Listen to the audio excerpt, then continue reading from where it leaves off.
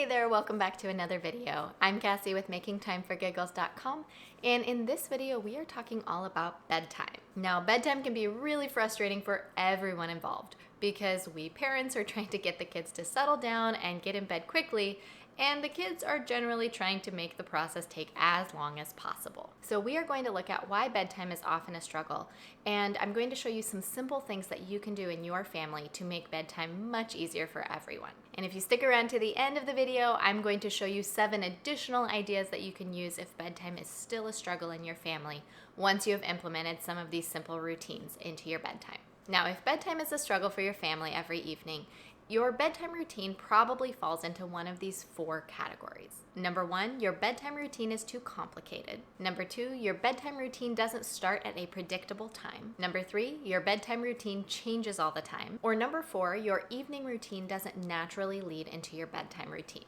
So let's take a look at how you can solve each of these problems. The first thing you'll want to do is create a predictable bedtime routine, and we're going to do that in 3 easy steps. The first thing you need to do is keep it simple. Many parents love the idea of a long, loving bedtime routine where we spend a lot of extra time with our children that we haven't had time to throughout the day. And while this sounds really great in theory, the fact is that most kids are tired by the end of the day, and having a long, drawn-out routine will just make them more cranky and less cooperative when it comes time to actually get to bed. So when you're deciding what to include in your simple bedtime routine, ask yourself these questions first. Will this work if I'm putting my child to bed at someone else's house? Will this work if my child has had a very busy or stimulating day? And is this something that I want to do every single night? Remember that you can always add in something extra if you happen to have more time. But once you have a routine set, it's really hard for kids if you decide to take something away. The second thing you want to do when creating your simple bedtime routine is think of the basics first.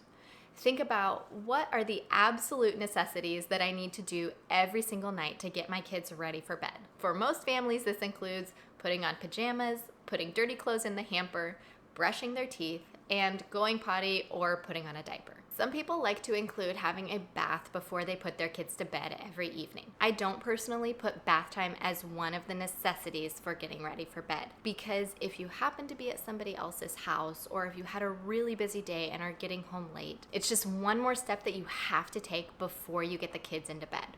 Also, for us, bath time tends to rile up the girls. So for them, it actually does the opposite of calming them down and getting them ready to go to sleep. If the girls need a bath, we try to do it either right before dinner or right after dinner, depending on how our day is going. And then they are nice and calmed down by the time we are getting ready for bed. And the other reason I don't include baths in our bedtime routine is because our girls, especially in the winter, don't get dirty enough every day that they need a bath every single evening. If your kids play super dirty every single day, you might want to include this, but for us, it's just a little overkill to have them take a bath every single night. Now that you have the basics figured out, add in 1 or 2 items that your child would love to do with you each evening before bed. Keep in mind, though, those questions that we asked ourselves back in step 1.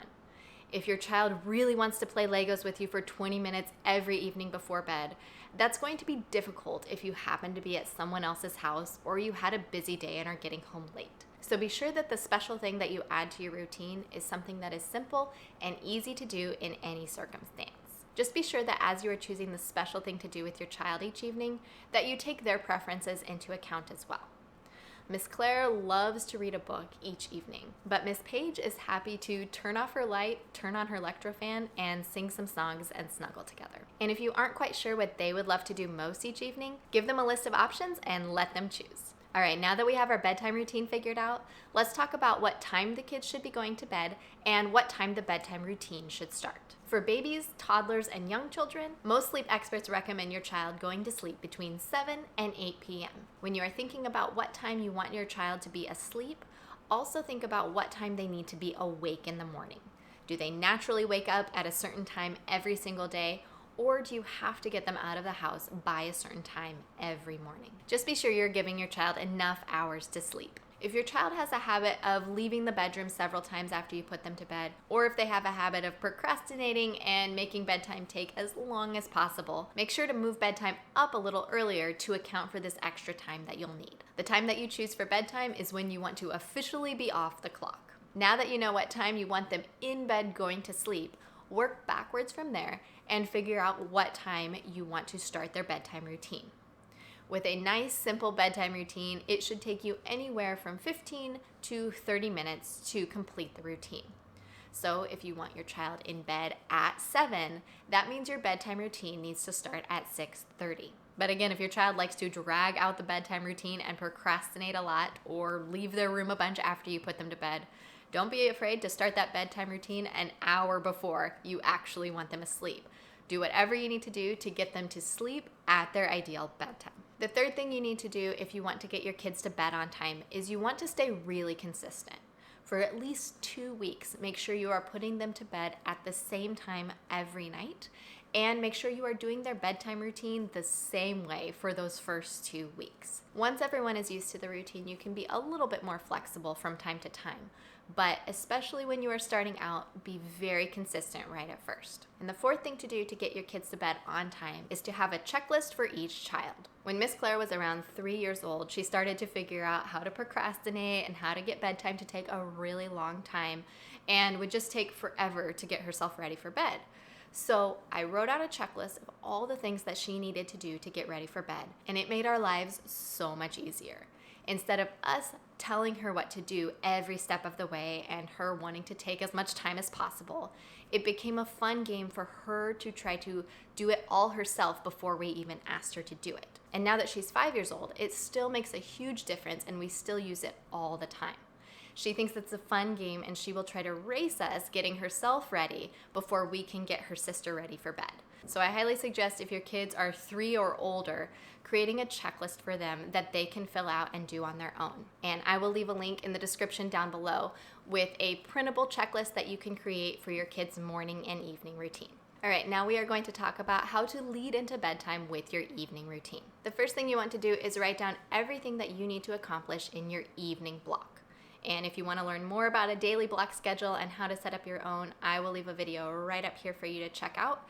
But basically, you're just writing down all the things you need to accomplish in the evening. For most families, this is cooking dinner, eating dinner, spending some time together, and having your bedtime routine. But some families may need to add in some extra time for after school or extracurricular activities like swimming lessons or music lessons and things like that. But just list out all of those items that you and your family need to do each evening. Now you want to go through and time each activity.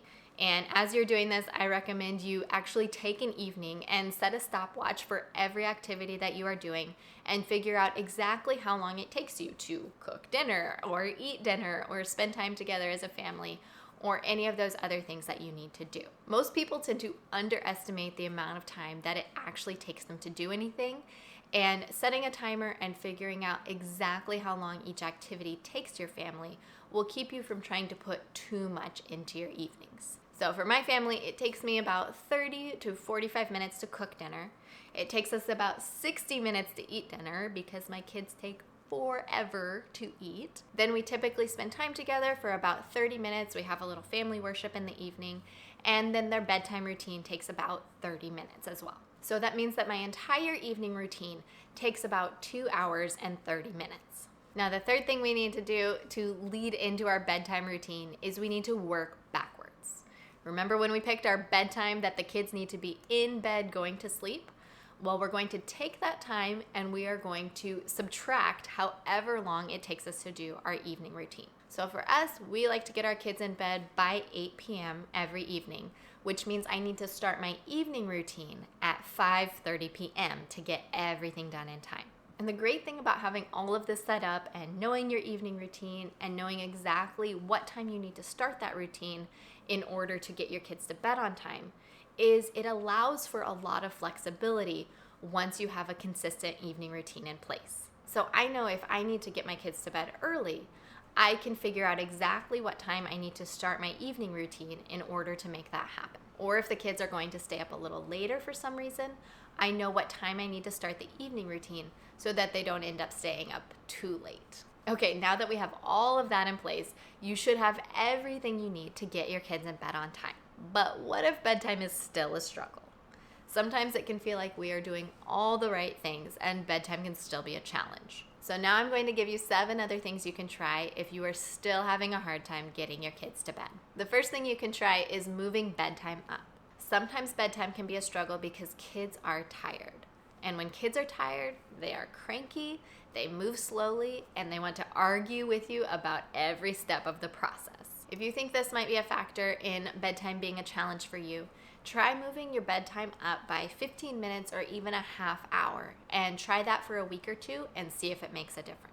And keep in mind that the ideal bedtime for babies, toddlers, and young kids is between 7 and 8 p.m., and some kids need more sleep than others. Some kids may do great going to bed at 8, but some need to go to bed at 7 in order to get all the sleep that they need. The second thing to try if bedtime is a struggle is to give them a nap. Again, if your kid is overtired, bedtime is going to be a struggle. And if moving the kids' bedtime up didn't help, try giving them a nap during the day. Most kids will still need a nap until they are about 4 years old. And even if they don't fall asleep every single day, having them lay down and rest in a dark room with a white noise machine on will encourage them to take a nap, even if they aren't tired.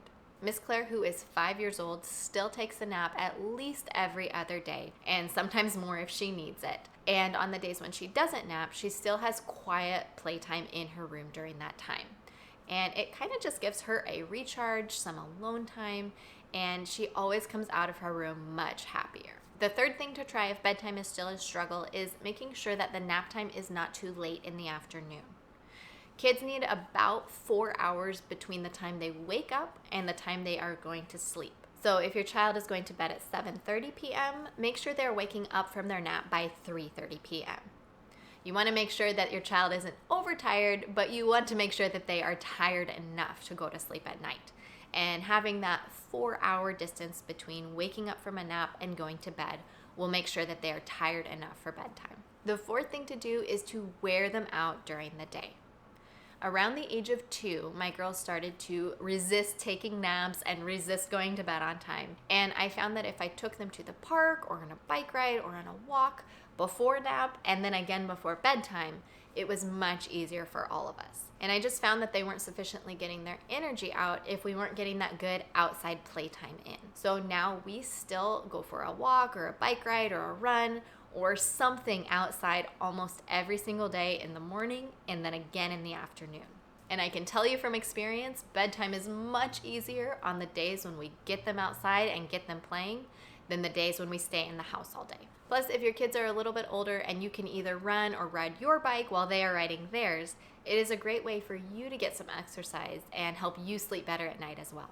The fifth thing to do if bedtime is still a struggle for you is to look for any triggers. Miss Page, for example, has always been really sensitive to being around large groups of people all day, and she always struggles with bedtime if we are too busy. And a lot of kids are really sensitive to the amount of media that they consume during the day. So just watch and see if there are certain days that bedtime is more difficult, and see if you can pick up on anything consistent, anything that you might be able to see, oh, okay, my child struggles when I do this too much during the day. And then try to minimize it if it is a consistent problem for your child. The sixth thing to try if bedtime is still a struggle is to incentivize them at bedtime. Around 3 years old, like I said, Miss Page was learning to drag her feet and procrastinate at bedtime. So we just explained to her, bedtime is at 8 o'clock. And if you go very slowly, we don't have as much time to read books. But if you go quickly, we have more time to read books. So she started getting ready for bed very quickly. Sometimes even before dinner, she would be in her pajamas and be all ready for bed so that we could spend more time together in the evening. So you can always tell your child that you are happy to do more of whatever your special thing is that you do after all the necessary things are done, if they get the necessary things done quickly. And by the way, this also works really well for nap time. I typically just sing a quick song to the girls before their nap, but I let them know if they get ready for nap quickly, then we can also read a story. So that usually gets them going a little bit faster so that we can spend more quality time together. And the last thing to try if bedtime is still a struggle is switching up who puts the child to bed. When Miss Page was born, I just naturally put her to bed in the evening. So this kind of happened out of necessity because I needed to feed her. But it also happened because Miss Page was a mommy's girl from the moment she was born. And Miss Claire was a daddy's girl from the moment she was born. So we kind of just figured it made sense for me to put Miss Page to bed and Ross to put Miss Claire to bed. But after a couple months of this, we started realizing that Miss Claire was missing out on some of that mommy time right before bed as well, and bedtime was starting to be a struggle for her. So what we decided to do is to switch every other night. And if I put Miss Claire to bed on Monday, for example, then I put Miss Page to bed on Tuesday. And we just switch back and forth every single night. This has been a game changer for us on so many levels because we are each able to give both girls quality time throughout the week. Plus, it helped Miss Page, who was a second child and didn't have both parents' attention on her all the time and was naturally a mommy's girl. It helped her bond more with Ross because she started spending time with him more every other evening than if I was just putting her to bed all the time. And that is all I have for you. I felt like that was a really long video, but that is all of my tips and tricks for helping you rock your bedtime routine. So I hope you give this video a thumbs up if you found it useful, and be sure to leave a comment down below. Let me know what you are putting in your bedtime routine, and I would also love to see if you have other ideas for making bedtime easier if it is a struggle. I would love to read those, and I'm sure a lot of other parents would love to read those as well. Again, I'm Kassy with MakingTimeForGiggles.com, and I make videos about simplifying mom life. So if that sounds like something you'd like to see more of, be sure to click subscribe down below and ring the bell next to it to be notified when the next one comes out. I will see you on the next one.